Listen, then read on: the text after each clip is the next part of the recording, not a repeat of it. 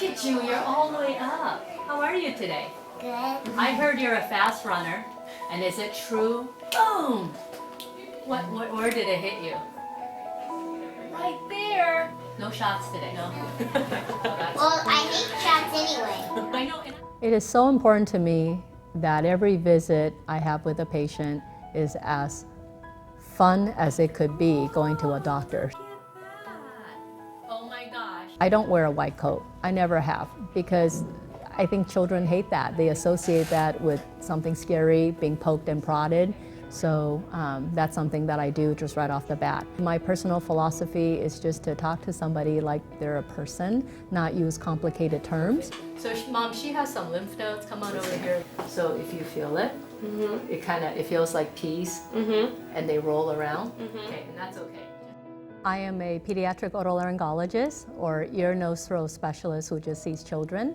My partners and I are specialists and surgeons that do common procedures like ear tubes, tonsillectomy, adenoidectomy surgery, but we also do more complicated procedures like airway endoscopies to assess the vocal cord or voice box function, to check the size of the airway. Those are some huge tonsils. One more time.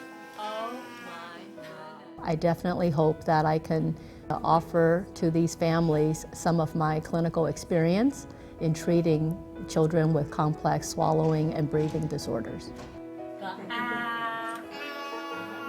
I joke that, pretty much above the collarbone, we try to cover everything. Head still. Look over here. Look over here. We also work very closely with professionals called audiologists.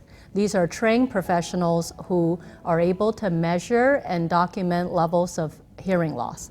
And that's very important, because without adequate and optimal hearing, a child cannot develop excellent speech and language skills, which you'll need and depend on for the rest of your life. I focus so much of my interaction with families about education, about how to take care of ear tubes after we put them in, why diet is important for your child's health, because it's really about just an exchange, and I'm there to build trust and to build long-term relationship. There's nothing in there. That's great. Thanks for not putting a crayon in there. I find ever since I became a mother, my daughter is 7.5, that explaining and giving them expectations is everything. I got good news for you.